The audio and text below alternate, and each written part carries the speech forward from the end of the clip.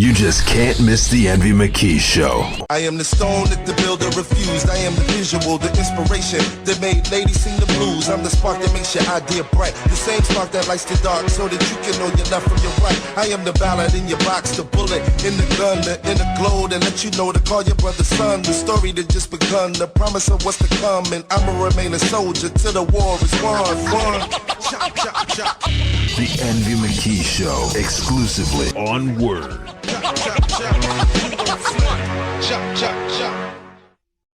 We do have a gorgeously full show planned for you, but let us take attendance first. He is our dean of keeping this ship together. His mama named him Jordan Booth, but we call him DJ Young Phenom. Are you here, sir? Yeah, I'm present. Yes. Present. And in the Woo Metaphysical studio with us right now, she is our Dean of Heartful Entrepreneurship. Her mama named her Jennifer Bragg, but we call her Jen Jones. Are you here? I am here. I am here. Yes. And we haven't seen her in a minute. She is our Dean of Understanding and Life Skills.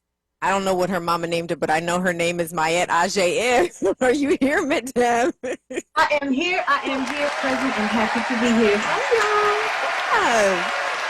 Yes, we are having a girl time party. Woman goddess. It's a goddess party. We ain't girls, we women. My name is Envy McKee, and I'm the founder of this here Starfolk University. I'm also the Dean of Mystical Exploration and Spiritual Anthropology. If you're new to this class, welcome. Hi, Soul. Hi, we are so glad that you were here. Joining us a little later in the show, DJ Frosty Phoenix on the ones and twos is going to be back in the building. He's our Dean of Fellowship and Change, and also Boomy Moses, our Dean of Brilliance, Luminosity, and the Shamanic Arts is going to be in the building. So we got it. It's like just power packed. We're also taking attendance for our interdimensional learning students. That's the Facebook Live and the Twitch. You may raise your virtual hand and tell us who's here in the comments if you are in the Facebook Live and the Twitch. And our Woo Metaphysical Book Club offering for this evening is all about love, new visions, bell hooks. We have to pull this one back out because ciao. But before we get into any of that, like shift prom and all that stuff, before we do any of that, I have an extraordinarily importante question that I need to ask. Are you ready for this question? It's probably the most important question that we're going to ask this whole show. Are you ready? You have to be ready. Hold on. You ready? Okay. Jordan, how you doing? I'm pretty good, Envy. By yourself? Yes, I am. I am hanging on by my fingernails. I'm telling everybody, I'm good. I'm well. I am physically okay. There you go. All is well. I am blessed and highly favored, how the church people say. But life is lifing, and we have to acknowledge when life lifes. I'm going to say it this way. I recognize that when life is lifing, I am shifting frequencies. So we're in the space between, I liken it to being on a radio dial. Maybe it's a pun. You start on one frequency. And once you start to up level, it could be, you can up level, you can down level. There are lots of ways you can level. But once you start shifting your frequency to another thing, there's that in between, that static that happens. And that's what I like and what it feels like when life is lifing, when it seems like things are crumbling and falling apart and shifting and moving and changing. Life is lifing while you get yourself to the next frequency. And what happens, though, a lot of times is life starts lifing and people give up. So they never make it to the next frequency. They want to go back to where it's comfortable.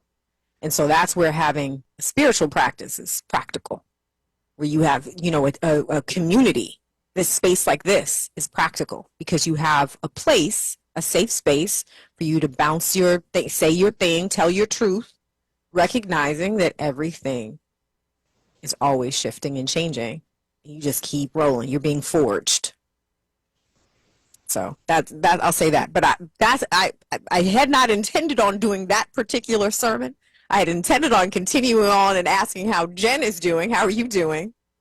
I just came out of the space that you're in. Mm. And so I'll give this term to you instead of holding on with your fingernails. I spent most of 2023 somewhere between O and K. And now that I'm not in between. Between O and K. I love that. I love it. Right? I was somewhere in between. I wasn't good. I wasn't bad. Right? But I wasn't quite okay. I was somewhere in between okay. I have now pushed my O and my K smack together, and I'm doing fantastic. And I'm doing fantastic because it is a choice I'm making every single day to have a great day, regardless of the life that's still lifing, because it's still lifing. But I did come out of the static. I was definitely in a static, and I feel like now I've gotten comfortable with this new decade. I've gotten comfortable with this new normal that's not normal, missing the monarch of my family, the patriarch of my family, and then my own father. And so, like, because in 3 years I lost my grandmother, my grandfather, and my dad.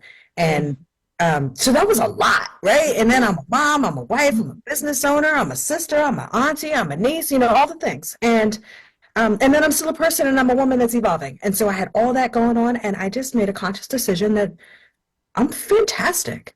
Because with all of that going on, I'm able to see my blessings in front of me every single day and pull all of those light parts of me back to the surface, because they were dim. Like, my light didn't go out, but it was sort of like, somebody fanned the flame. So I feel like my flame is burning again. And that's how I'm doing.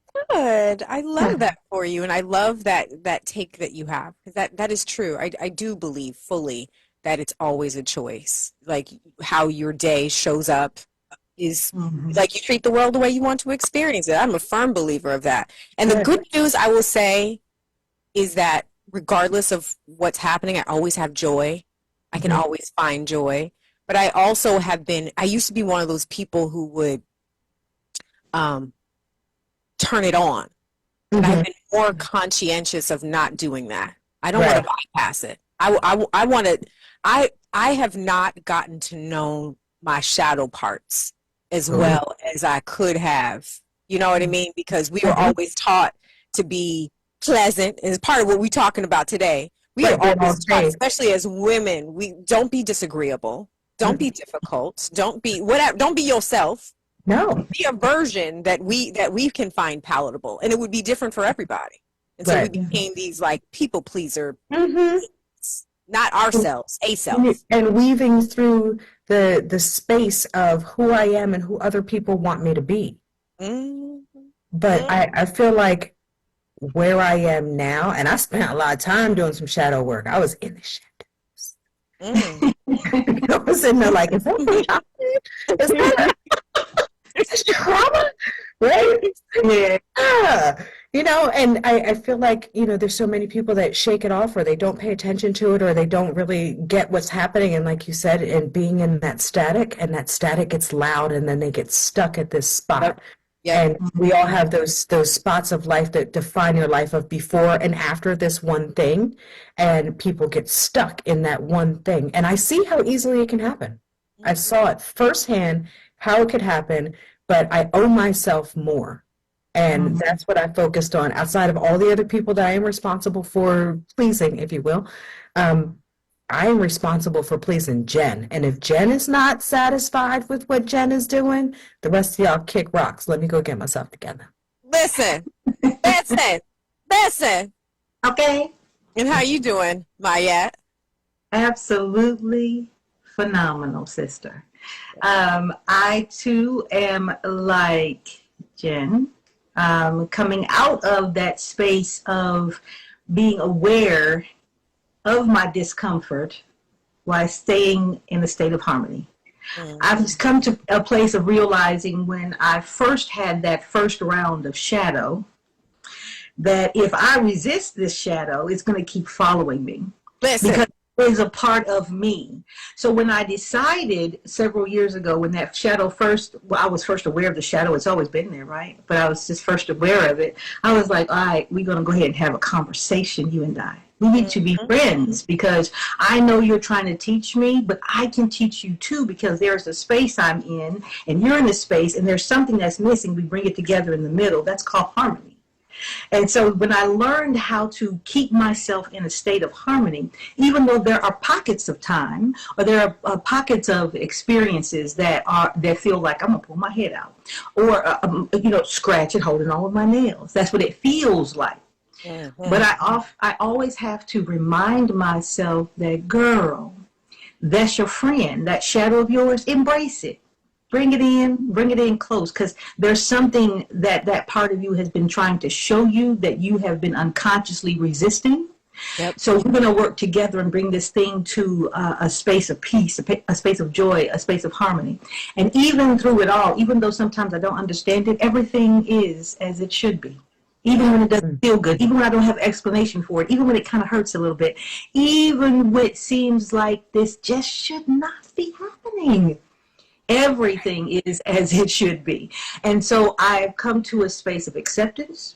I have to accept what is as is. No resistance. It is what it is. Can I change it? Is it something that is within my scope of change? And the only thing that's in my scope of change is me. If I react, how I react, when I react, and how I feel during the process. So I'm in this space of joy. Even when I'm in a space of a little bit of discomfort, I'm still in this space of peace. Even when I'm sad or even sometimes confused because they seem to think that all women, honey, are supposed to have it together. And then if you know a little bit and you shared a little bit, then they put you on this pedestal and expect you not to fall off that joker, because not only did they put you on it based off of what you shared and how it affected them, but they also put you on this pedestal with all the things that they need from you that they never got and they can actually give to themselves, but they don't realize it. So we as women realize we're there on this pedestal. And like you said, we get to teetering because it gets too heavy because that junk isn't ours. And then our shadow comes up and says, hey, girl, you holding on to something. That's why you letting this rest on your shoulders. That's not yours, but there's a reason why you're doing it. So I come to talk to you. Let's be friends. Let's bring this thing back to a harmonious state. And in it, you learn lessons. Everything is this beautiful experience of growth. It is a beautiful experience of lesson. And I'm grateful that I am the party who is in control of navigating this ship. Yeah. I don't give it away anymore. I don't give it away. So I'm fantastic, sister. We all preaching today. This is like the tag team. I've never seen no tag team church, but I guess so. I love it. I love it. I love it. I love this interesting juxtaposition of what it means to be a woman, a Black woman. What's top of mind for me, and it's something that we're going to get into during this conversation. I didn't get a chance to say our shift prompt for the month of March is the art of being known. So it's dope that y'all already are in this space. The art of being known, and known is standing for kind, notably overstanding wisdom's nature. Something real interesting happened this week. I personally see her as a national treasure. I don't need everybody else to. But Amanda Seales, who has had a very long standing career, and she is definitely an advocate. She's out here in these spaces making sure Black people, I'm going to say it this way. She loves Black people. She is also a scholar about African American history, so she's an African American history scholar, and she is also a comedian. She's an actress, and she uses her personal platform to amplify the voices who happen to be Black, brown, Palestinian. Right now, she's definitely amplifying the voices of those who are being ethnically cleansed in Palestine, and she's a brilliant person. Like I don't understand the vitriol around her, but I do understand the vitriol around her. She's a strong Black woman. She does not go along to get along. And when I mean strong Black woman, I just mean like she has a unique positioning, because even I've been in this business for about as long as she has, and I can tell myself doing the smile thing that I know she doesn't do. You know what I mean? You know how you just, I keep my mouth shut at times when I probably should say some things. I know whose feathers not to ruffle, you know what I mean? Because that's a factor of growing up in the way Jen and I grew up, you know, and we're also older. So there's a total dynamic that's in that. Like, our parents told us, don't you be difficult. Our parents told it, you know what I mean? Like, you have to seen and not heard. That's right. There's a respectability that we learned that she didn't. You know what I mean? And I appreciate that. Like, I look at her and I'd be like, I was thinking that. It's that generation. My daughter's like that. Well, my daughter's like that too. My daughter's like that too. Yes, with me too. But I welcome it because it helps grow me. It took a minute for me to welcome it. It took for my daughter to say, I need you to raise me for the generation that I am growing up in and not the one that you grew up in. And I was like, who you talking? Love her. Go to your room. But that's the truth. That's the truth. Like, it is our job, especially as we are breaking generational curses and all of that. It is our job to check ourselves and not try to, because I feel like our parents didn't have, they don't have what, you know, they didn't have what we had. So they just, but I'm going to say this about your parents, Jen, though. Like, I remember, and I want to say it is one of your nieces or something. And you and I were together. I want to say your sister, your nieces, and she, I can't remember which one it was, but one of them was saying something sassy. And I just looked at her and I was like, that wouldn't be me or something. Your dad was like, I don't want to break her spirit. Like, I want her to be herself. And and it stuck, it like to this day, it stuck with me. But it wasn't until I had my own daughter that the words were resonating in my soul, because it was like, how was I raised? I was raised with a heavy-handed woman. You know what I mean? I was raised, don't you speak back. Yep. I was raised, don't you talk out of turn, be seen, not heard, all of those things. And who I am wasn't enough. I had to be all these different things that were pleasing to her. And I'm not taking anything away from my mom. That was her generation. But your mother demanded respect. Yeah. Right? Demanded. I remember your sister in the kitchen going, and your mom said, watch your breath. I like it. My mom was gangster. Interesting how things stick with you, right? Because I remember that. Yeah, I remember that, because it was the first time I met her. And she said, watch your breath. And I was like... But that's a difference between, and for me, like, the demanding respect, and my mom and I used to get into it all the time, and I'm really like glutton for punishment because I'd never learned my lesson with her because I had to be myself. And I remember saying, you don't demand respect, you either respect or you are, you know what I mean? Like, what is you hitting me making me respect you? Because I don't. Right. I think that the difference between, and the statement that my dad had made about not breaking someone's spirit is, he did the same with me. He did it with all of our children, the grandchildren. But you can hear better from the grandparents than you can hear from the parents, right? Because it's kind of like their opportunity for a do-over. And, right? I'm a grandma. So you're getting your do-over, right? I've gotten my do-over. I had my 3 grandchildren for 9 years. Oh. Before my son, my now 25-year-old, before he was out of school, I got another chance to do it again with my grandchildren, all 3 of them. So absolutely, it changes you. And had I not already started that process of change, though they would have whooped my tail, honey. But it's interesting when you watch the grandchildren bring something different out of the because they're still parenting, right? The parent is still, but they are the grandparent, right? They are coming from a place of grandeur, from a place of knowledge, from a place of education, from this large place of love of this is my baby's baby. And so they look at it very, very differently, and they've already seen all these stages of life, and they've seen these stages of parenthood.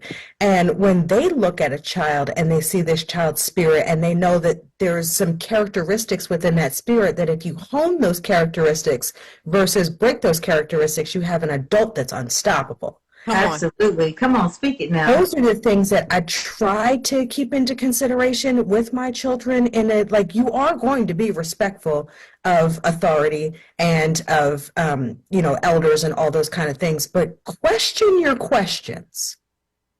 Ask questions, but say it in a way that somebody's going to receive the question as an actual question, not an attack, and then give you an answer. And if you see something that doesn't resonate with you, ask why. Ask why 5 times, because then you get to the root cause. But ask why. And what I see in Amanda is that she was taught to ask why. She was taught to challenge the status quo. She was encouraged to do those things. And to your point, she is very well educated, but she's not just educated, she's smart. And I think those are 2 different things, right? We got to put a pin in it, and I want you to hold that, because we got to go break. Got it. And I don't want Jordan to yell at me. I don't want her to know. The Envy McKee Show right here on WRD, Progressive Black Talk Media. We will be what, Jen? Black. Yes, we'll be right back. We'll be black. Have you always wanted to learn an interdimensional language but not sure where to begin? Those basic language apps not offering the languages you really want to learn? Good news! Now there's Staretta Stone, offering languages like Tuastai and the Elders language taught by native speakers, so you and your friends can blurt out and up-level your vibrational frequency at the same time. For more information, read The Stellar Trilogy by Envy McKee, available at envymckee.com and wherever books are sold, like Amazon. And tune into the Envy McKee Show, Friday nights, 7 to 10 p.m. Eastern Standard Time on 900 AM, 96.1 FM WURD, and worldwide on WURDradio.com and the Word app. Join the involution.